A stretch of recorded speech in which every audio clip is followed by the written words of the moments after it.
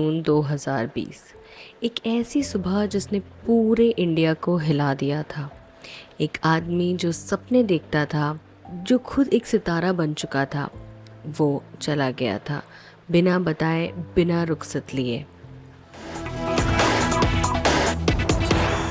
Well, there's big breaking news that is coming in at the moment. Actor Sushant Singh Rajput has committed suicide at his और residence. अभी तक कोई नहीं जानता कि असली सच्चाई क्या थी।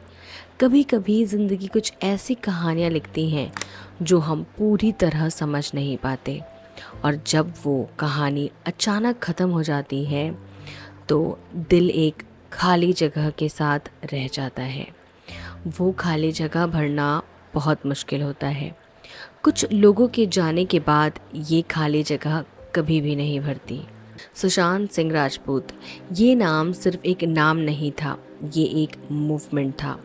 एक इंसान की कहानी थी जो बिहार की सीधी साधी गलियों से निकला और बॉलीवुड में चमकते आसमान में जगमगाया। पटना के एक मिडिल क्लास घर में पैदा हुआ ये लड़का, जो स्टार्स को सिर्फ देखना नहीं, उन्हें समझना चाहता था। और सच बात ये है, सुशांत ने स्टार्स को इतनी गहराई से समझा जितना शायद कोई और एक्टर कभी नहीं समझता। वो नासा के मार्स मिशन को ट्रैक करता था, एस्ट्रोफिजिक्स की बुक्स पढ़ता था, अपने फार्म हाउस में एक बड़ा सा टेलीस्कोप भी रखता था, सिर्फ इसलिए कि रात को बाहर निकलकर वो चांद और सितारों को अपनी आँखों से देख सके। खुद को इंजीनियर कहता था जो मूवीज़ में काम करता है। ये एक आम एक्टर का अंदाज नहीं था, ये तो कुछ और ही था। और फिर आया 14 जून 2020 और सब कुछ रुक गया।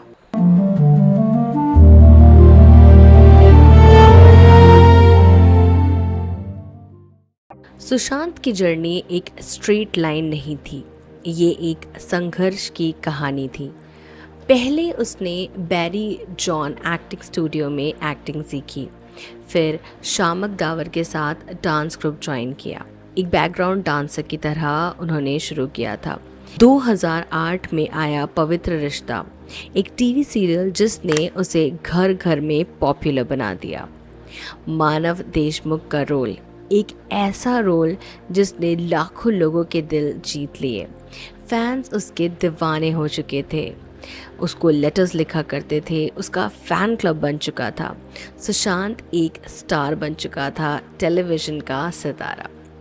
लेकिन सुशांत यहाँ रुकना नहीं चाहता था।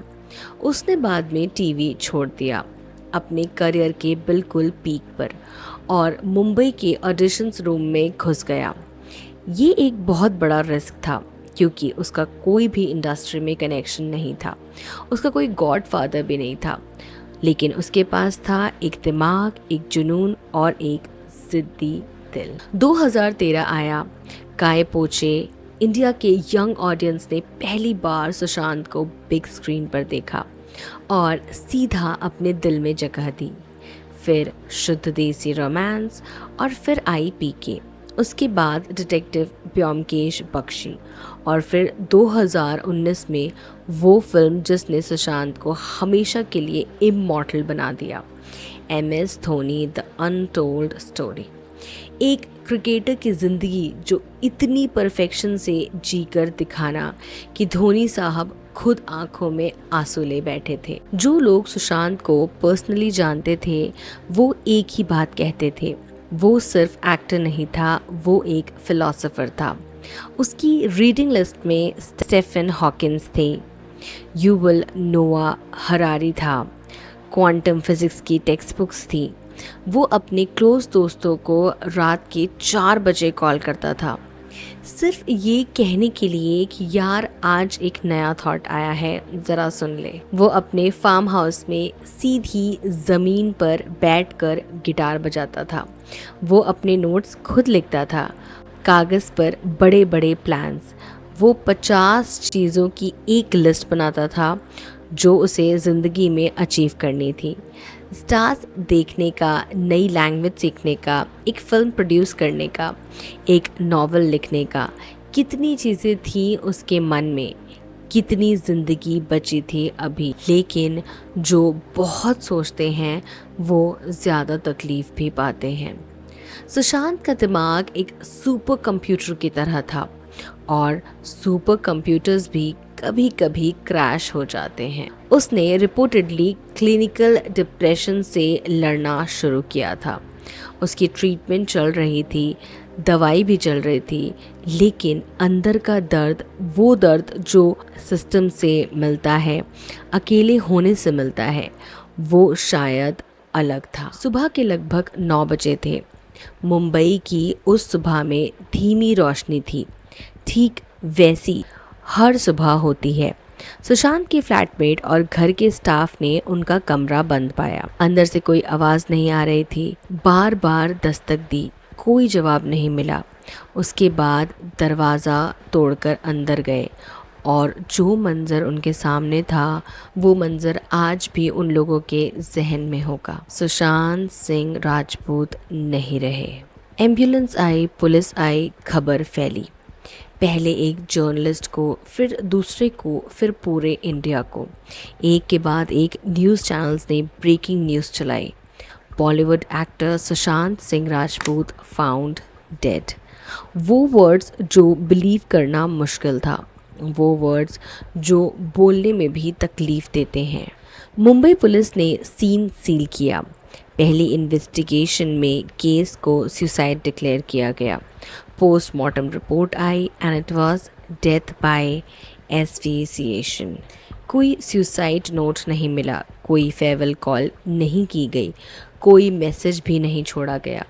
एक आदमी जो हमेशा बोलता था, शेयर करता था, इतना सोचता था, वो बिना कुछ कहे, बिना किसी को बताए चला गया। ये चीज़ सबसे ज़्यादा तकलीफ़ देती है, ये चीज़ सबसे ज़्यादा सवाल पैदा करती है। मुंबई पुलिस ने जांच शुरू की, लेकिन सुशांत की फैमिली, खासकर उनके पिता कृष्ण कुमार सिंह, ये नहीं मानते थे कि ये सिर्फ एक सुसाइड था। उन्होंने पटना में एफआईआर दर्ज कराई और उसमें एक नया नाम आया, रिया चक्रवर्ती, सुशांत की एक्स गर्लफ्रेंड, जो उनके साथ मुंबई में रहती थी, जो कुछ महीने पहले छोड़कर चली गई थी। ये मामला सुप्रीम कोर्ट तक पहुंचा। कोर्ट ने ऑर्डर दिया कि इस केस की सीबीआई जांच होगी। Central bureau of investigation Mumbai पहुंची। सबूत इकट्ठे किए गए, गवाहों से पूछताछ की गई, फॉरेंसिक एक्सपर्ट्स भी आए, एम्स के डॉक्टर्स का पैनल बनाया गया, मेडिकल एविडेंस एग्जामिन किए गए, खासकर ये डिसाइड करने के लिए कि क्या ये एक्चुअल में सुसाइड था या फिर कुछ और। जब एम्स की रिपोर्ट आई, उसमें लिखा था मर्डर का कोई कंक्लूसिव मेडिकल एविडेंस नहीं मिला है। सीबीआई की जांच आज तक ऑफिशियली इनकन्क्लूसिव है। कोई अरेस्ट नहीं, कोई कन्विक्शन नहीं, कोई फाइनल आंसर नहीं। सालों बाद भी ये केस एक अनसॉल्व चैप्टर की तरह बाकी है, फाइल्स में बंद, कोर्ट्स में पेंडिंग, बट लोगों के सवाल में आज भी जिंदा। जैसे ही सुशांत की डेथ की खबर वायरल हुई, इंडियन न्यूज़ मीडिया ने जो किया वो किसी भी सेंसिटिव केस में सबसे बुरा होता है। मीडिया ने स्पेकुलेशन बनाना शुरू कर दिया। रोज़ एक नया ड्रामा, रोज़ एक नई थ्योरी, रोज़ न्यू एक्सक्लूसिव। रिया चक्रवर्ती का नाम बार बार लिया गया, बिना कोर्ट वर्डिक्ट के, बिना सॉलिड एविडेंस के, सिर्फ रेटिंग्स के लिए। प्राइम टाइम डिबेट में वो ऑलरेडी दोषी की तरह ट्रीट की जा रही। उसके बाद ड्रग्स एंगल आया, एनसीबी इन्वॉल्व हुई, व्हाट्सएप चैट्स भी लीक हुए। हर रोज़ कुछ नया, हर रोज़ कुछ और सेंसेशनल। जिस तरह मीडिया ने इस केस को हैंडल किया वो एक क्लासिक एग्जाम्पल बन गया मीडिया ट्रायल का।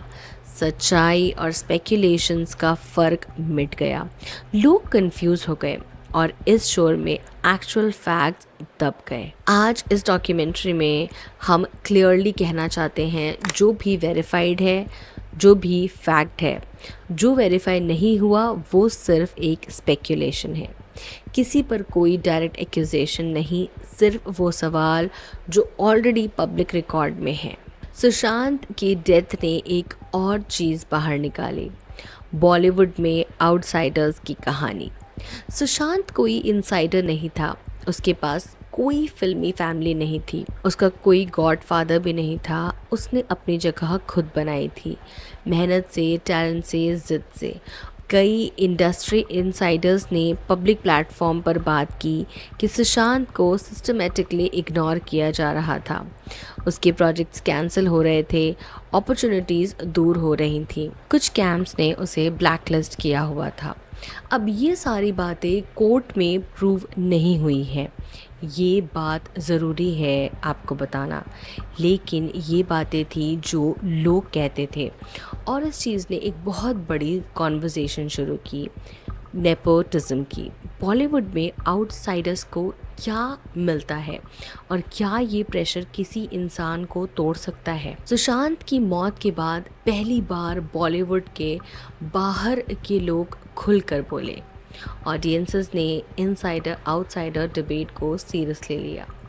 ये भी शायद सुशांत की एक लेगेसी है, एक ऐसी कॉन्वर्सेशन जो वो खुद शुरू नहीं कर सकता था, लेकिन उसकी खामोशी ने शुरू कर दी। सुशांत के बारे में ये भी बताया गया कि वो क्लिनिकल डिप्रेशन से गुज़र रहा था।